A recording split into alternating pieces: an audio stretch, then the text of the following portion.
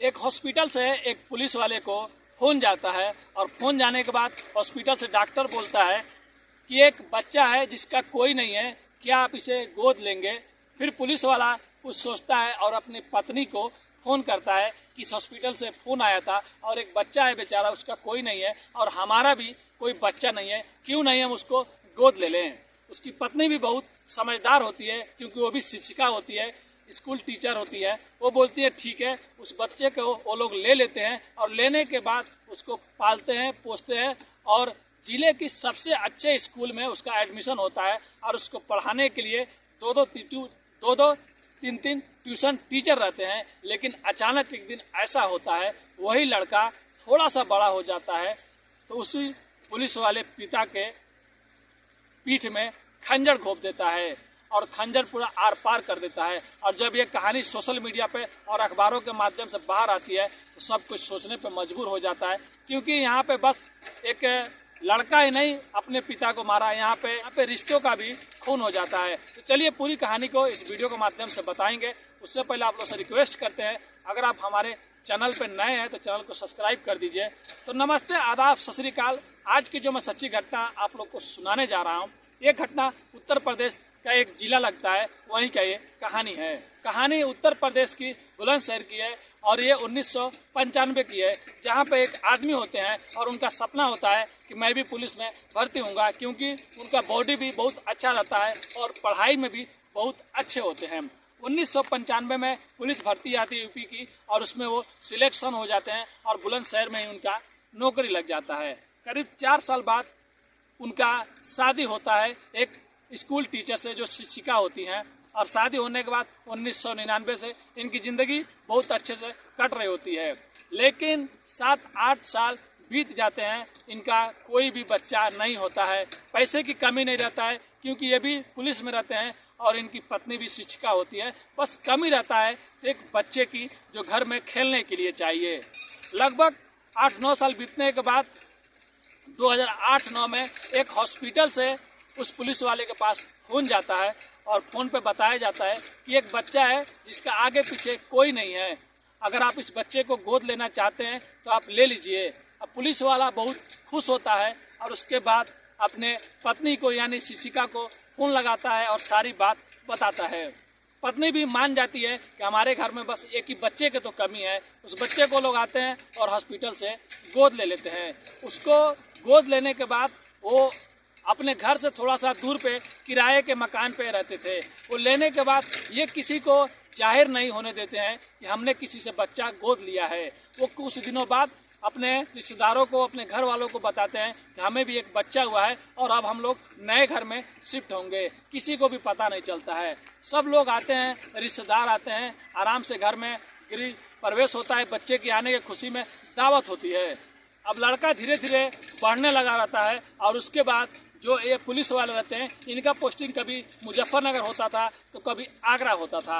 अब लड़का धीरे धीरे थोड़ा बड़ा हो जाता है। उस लड़के को हर एक ऐसो आराम दिया जाता है और वो अपनी माँ के साथ में रहता था और नाना नानी के साथ में रहता था।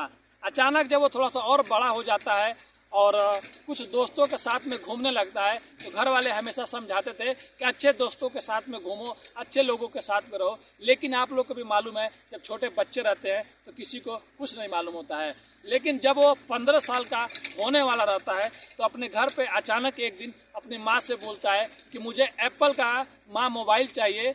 और वो उसकी माँ मना करती है कि एप्पल का मोबाइल अभी तुम क्या चलाओगे, अभी तो तुम बहुत छोटे हो। लेकिन वो नहीं मानता है और जिद करने लगता है और उसके बाद कई दिनों तक घूमता रहता था, घर पे नहीं आता था और ट्यूशन भी नहीं जाता था।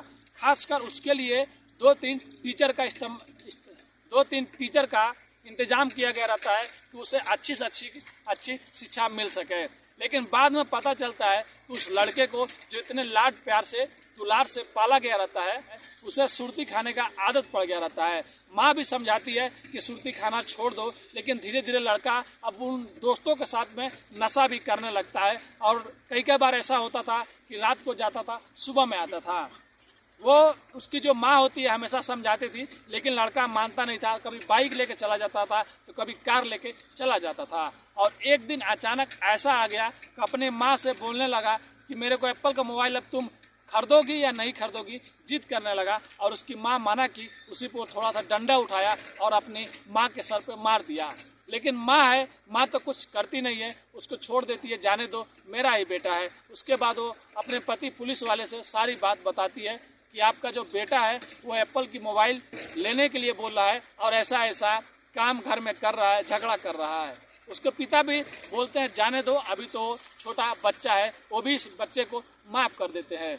लेकिन यहाँ तक नहीं, बाद में और बात बढ़ जाता है। वो आए दिन उसका गुस्सा आसमान छूने लगता है। कभी महंगी टीवी तोड़ देता था, तो कभी महंगी टेबल तोड़ देता था, तो कभी टीवी तोड़ देता था।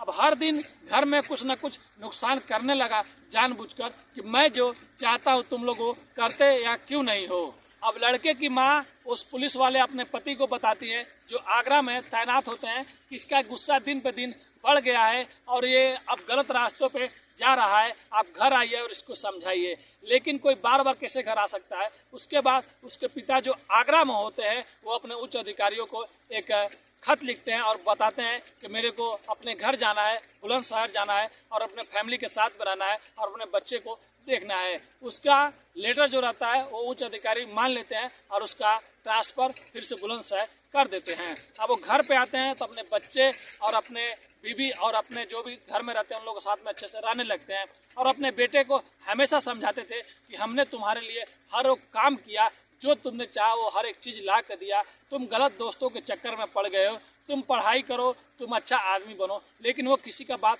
सुनता नहीं था क्योंकि वो तो अब नशे का आदी हो चुका रहता है। एक दिन ऐसा होता है कि एक दिन रात को 8 बजे वो निकलता है और 9 बज जाता है, 10 बज जाता है, घर वापस आता ही नहीं है। अब घर वाले सब परेशान हो जाते हैं। घर में तो कोई लोग खाना नहीं खाते हैं। लेकिन जब सुबह में वो लड़का आता है तब उसके पिता और उसकी माँ समझा रहे होते हैं कि तुम रात भर कहाँ पे थे और तुम गलत दोस्तों के साथ में घूम रहे हो। लेकिन वो किसी का बात नहीं सुनता है और वहाँ से फिर चला जाता है। कैसे भी दिन गुजरा रहता है। फिर शाम को उसके माता पिता उसके टीचर लोग को बुलाते हैं और बोलते हैं कि इसको थोड़ा समझाइए कि ये गलत दोस्तों के साथ में चला गया है। कम से कम 30 मिनट उसके टीचर लोग जो उसको पढ़ाते थे वो लोग समझाते हैं कि ऐसा नहीं करना चाहिए बेटा, ऐसा करना चाहिए। तुम्हारे माँ बाप बहुत मेहनत करते हैं, तुम ही देख लो, तुम्हारी माँ एक स्कूल टीचर है, हर रोज़ जाती है। तुम्हारे पिता एक पुलिस है, वो भी हर रोज़ जाते हैं। तुम अच्छे हो जाओ, तुम ये सब गलत रास्ता छोड़ दो। लेकिन वो सुनता रहता है, उसके बाद वो चीज़ करता ही नहीं है। फिर 1-2 दिन और गुजर जाता है, वो ट्यूशन भी नहीं जाता था। अब एक दिन ऐसा आता है कि उसको पिता गुस्सा हो जाते हैं और उसको बोलते हैं तुम पढ़ने नहीं जा रहा है, तुम ये चीज़ नहीं कर रहा है, तुम करेगा तो क्या करेगा। अब वो पढ़ाई भी छोड़ दिया रहता है और फिर से एक दिन अचानक रात में भाग जाता है और भागने के बाद सुबह आता है। और जब सुबह आता है तो उसके पिता बहुत उसको बोलते हैं, समझाते हैं कि बेटा ऐसा वैसा नहीं करना चाहिए। तो अचानक उसके दिमाग में क्या चल रहा होता है मालूम नहीं चलता है। वहीं पर उसकी माँ बैठी है और उसके नाना और नानी भी बैठे हुए हैं और वो किचन में जाता है और एक छोटा सा जिससे सब्जी काटते हैं चाकू लेके आता है और अपने पिता जो पुलिस होते हैं उनके इर्द गिर्द एक राउंड लगाता है और अचानक उनके सीने में चाकू घोंप देता है। चाकू घोंप के फिर निकाल लेता है। अब उसकी माँ यानी कि उनकी पत्नी ये देखती है कि मेरे बेटे ने ही मेरे पति का चाकू घोंप दिया, अपने सामने ही उनका पति मर रहा है। और उनका नाना नानी भी रोने लगते हैं, बिलखते रहने लगते हैं।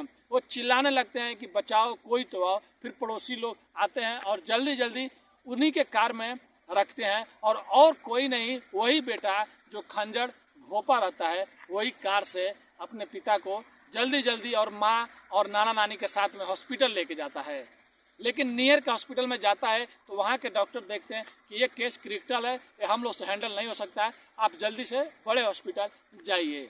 लेकिन जैसे एम्बुलेंस में रखकर बड़े हॉस्पिटल 10 किलोमीटर तक गए रहते हैं तब तक उस वो पिता जो पुलिस वाले होते हैं उनकी जान चली गई रहती है।